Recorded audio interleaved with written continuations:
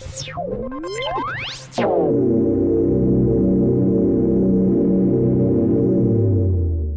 is your weekly report on corruption in the Philippine government.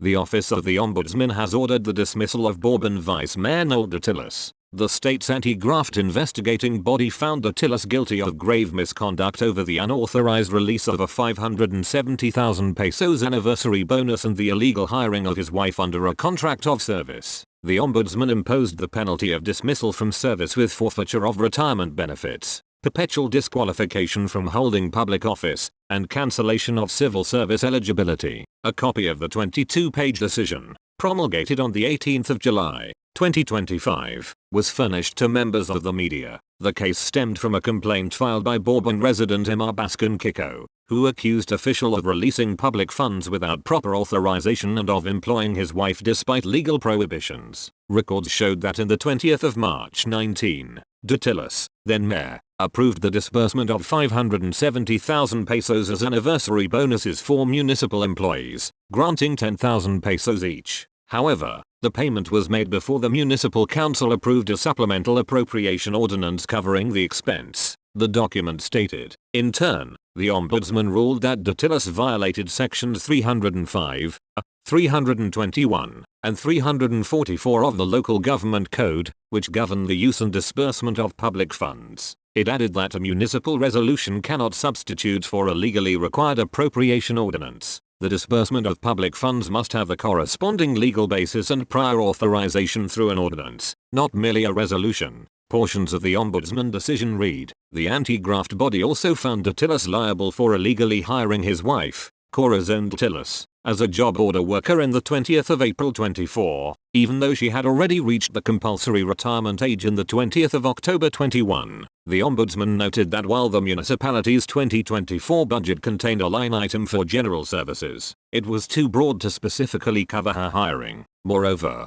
Datillas failed to secure prior authorization from the Sangguniang Bayan, in violation of Section 22(e) of the Local Government Code. A municipal resolution passed months later ratifying the contract did not cure the procedural defect, the Ombudsman added. Meanwhile, 5 other municipal officials included in the complaint were cleared of liability for lack of evidence. The complaint against former budget officer Teresita Manguilad Cabarag was dismissed for lack of jurisdiction. Datillas, in response, sought to overturn the Ombudsman's decision. In an interview with reporters, the vice mayor said his camp has already filed a motion for reconsideration. At the same time, he defended their decision to provide financial incentives to municipal workers, adding that the disbursement of public funds underwent all necessary procedures. It is not corruption because it is the people that received that. There is a payroll for that. Their decision is very heavy, explained Datillas. Bourbon is a second-class municipality located approximately 75 kilometers north of Cebu City.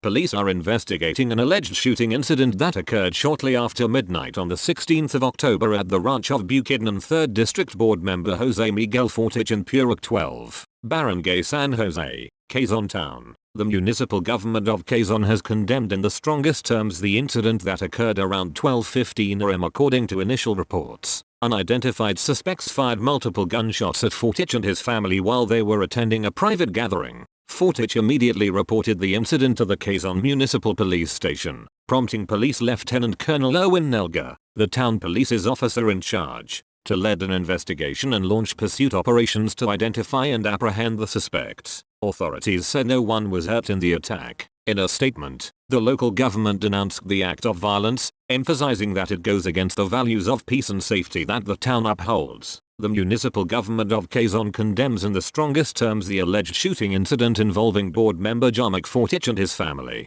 Violence and crime have no place in our municipality. These contradict the values we uphold and our vision of a peaceful town where everyone can thrive. The statement reads in part, municipal officials said they are working closely with the Philippine National Police to ensure a thorough and impartial investigation. Our municipal public safety office also continues to take measures to prevent further untoward incidents, the local government said. Authorities urge the public to remain calm and cooperative as investigations continue. Police have yet to identify the suspects and determine the motive behind the shooting.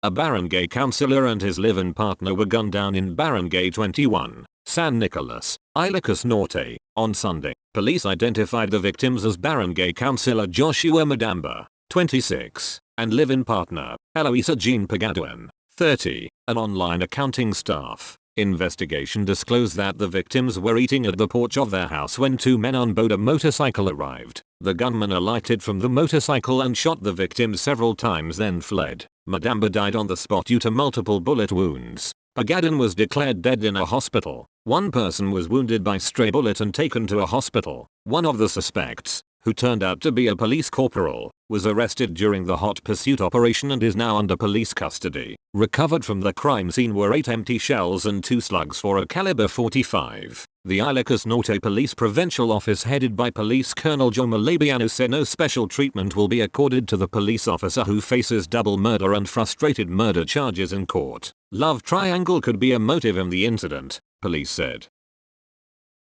Authorities are searching for barangay chairman who allegedly shot dead a construction worker following a dispute over their respective video sprees in Dasmariñas City, Cavite. According to Jonathan Andel's report on 24 Horas on Monday, the suspect shot the victim at the height of their argument in Barangay San Jose on Friday night. The victim was then videoing the dispute on his smartphone and caught the suspect in the act of pulling out a firearm and shooting him. Police said the suspect was having a drink and enjoying video when the victim, who was also having a few drinks and singing songs on video, confronted him for still unknown reasons. This led to an argument, after which the barangay chairman shot the construction worker in the chest. The victim was declared dead on arrival at a nearby hospital. CCTV footage also showed the suspect escaping after the incident. Police have filed charges against the suspect, who remains at large. Meanwhile, the victim's wife urged the barangay chairman to face accountability for his crime.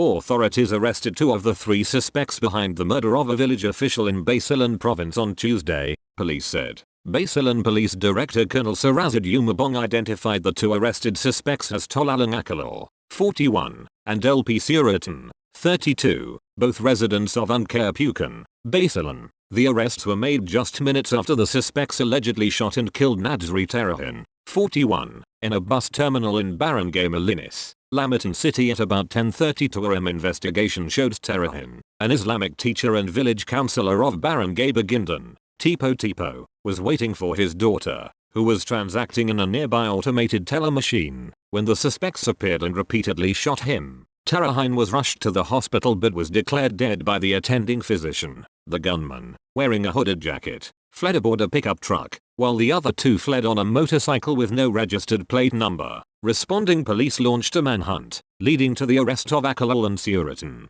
Recovered from the arrested suspects were the getaway motorcycle, 2 .45 caliber pistols with ammunition, and 28 heat-sealed plastic sachets of suspected shabu. Umabong said the 3rd suspect, Naz, an alleged member of the military's intelligence security unit, remains at large. He said that the shooting was allegedly a revenge killing. Criminal charges are set to be filed against the arrested suspects.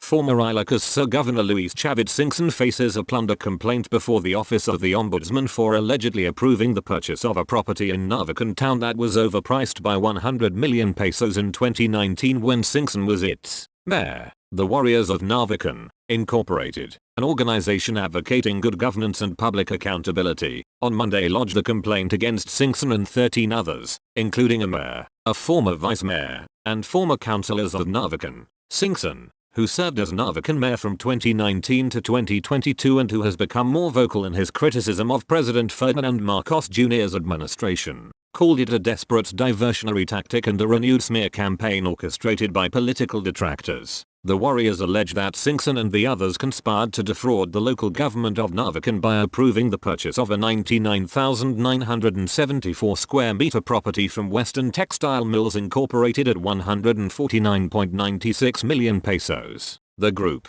represented by lawyer Estelita Cordero, claimed that the property's actual value was only around 49.98 million pesos based on zonal valuation, making the nearly 100 million pesos difference a violation of Republic Act No. 7080, or the Anti-Plunder Act. Also named as respondents were former Narvacan Vice Mayor Pablito Sanidad Semir, former councillors Edna Sanidad, Joseph Tejada, Jovaniano Ampo Jr., Cherito Villoria, Bernadette Lim, Loreto Cabals, Emiliano Clarin, Rainer Alexa Antolin, Romulo Ria, Joe Magray Cabaco, former municipal assessor Arlene Debona, and Raymond Ng of Western Textile Mills Incorporated. Edna Sanadad as Narvacan's incumbent mayor. Singson claimed that the 100,000 square meter property was valued at 800 million pesos, or 8,000 pesos per square m, during the transaction, but he arranged its sale to the local government for 120 million pesos. This transaction resulted in a personal loss of approximately 680 million pesos on my part, demonstrating a substantial act of assistance, not an attempt to profit or plunder, he said. It is now currently valued at 2 billion pesos.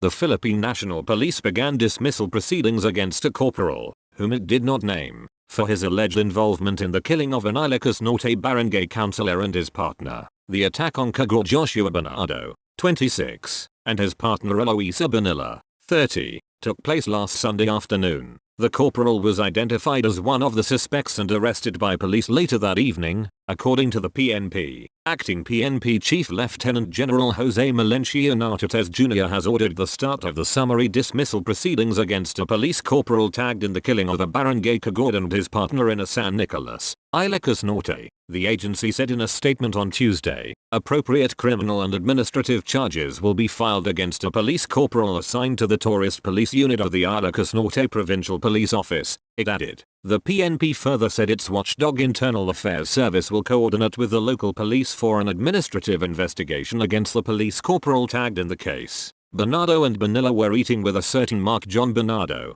25, at the porch of their home when two men on a motorcycle without a license plate opened fire on them and fled the scene. The village councillor died on the spot, while his partner was declared dead on arrival at a nearby hospital. The third victim was brought to the hospital for treatment. The PNP did not mention how the pair was related to the third victim.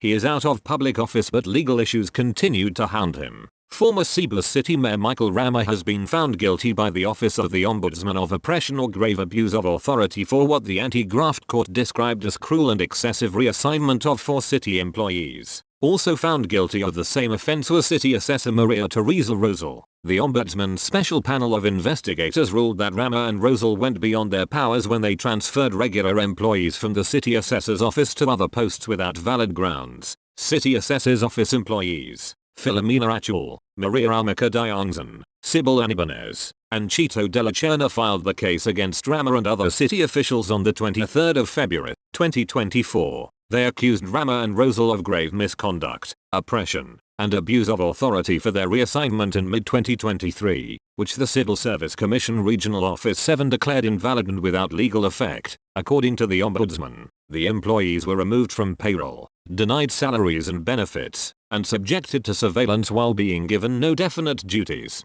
The circumstances of being dropped from the list of employees for payroll, withholding of salaries and other benefits, and being made to sit at the office without work are indicia of an invalid reassignment, a far cry from being regular and made in the exigency of public service, the Ombudsman said, in a 28-page decision dated the 1st of September, 2025 decision. Rama and Rosal were each meted a 1-year suspension, the maximum penalty for the offense. Since he is no longer in office after he was previously dismissed over another case and failing in his mayoral bid last elections, Rama's penalty will instead be converted into a fine equivalent to 6 months' salary, payable to the Ombudsman. 6 other officials, including former city administrator Colin Rosal, assistant department heads Francis May Jacobin and Angelique Cabugao, administrative division head J.R. Pescant, records head Lester Joey Beniga, and computer division head Nellin San Rojo, were cleared for lack of substantial evidence. Former Senator Antonio Trillanes IV has filed plunder complaints against Senator Bongo, members of his family, and detained former President Rodrigo Duterte over their alleged involvement in the diversion of billions of pesos in infrastructure projects in Davao. Trillanes filed a complaint before the Office of the Ombudsman on Tuesday, the 21st of October, accusing the respondents of violating the plunder law, the Anti-Graft and Corrupt Practices Act, and the Code of Conduct and Ethical Standards for Public Officials and Employees. Also implicated were Go's father and half-brother, who allegedly owned the construction firms CLTG Builders and Alfrego Builders. Trillanes alleged that the Go family's construction firms were awarded nearly 7 billion pesos worth of government infrastructure contracts from 2016 to the present, mostly in Davao City and other areas in the Davao region. where members of the Duterte family have served as mayors and in various other positions. He said that of the total amount, 816 million pesos came from joint ventures between CLTG and Alfrego Builders and San Gerard Construction, owned by contractor couple Curly and Sarah Discaya. Trillanes alleged that these contracts were funneled through political connections and government influence, describing the pattern as a clear case of plunder. This is not the first time Trillanes has filed similar charges. In the 20th of July 24, he lodged plunder and graft complaints against Duterte and Go over the continuous awarding of 6.6 billion pesos worth of government contracts to firms linked to Go's family from 2007 to 2018. The former senator said the earlier complaint was buried by a former prosecutor general, who allegedly defied the Justice Secretary's directive by forwarding the case to the Ombudsman without investigation. The former senator claimed the former prosecutor general's move led to his dismissal, but publicly, the prosecutor resigned from his post to pursue other endeavors. What the former prosecutor general did was, against the order of the SOJ, he submitted it here, and that eventually led to his dismissal or relief from his position. Trillanes said, so what they did here was, they didn't even investigate it. Not even a day or an hour was devoted to investigating it. They really just buried it, but that was without prejudice, so we still had the opportunity to add to what we initially filed, he added. That's all for this week. I'll see you next Friday with more stories of corruption and foolishness within the Philippine government.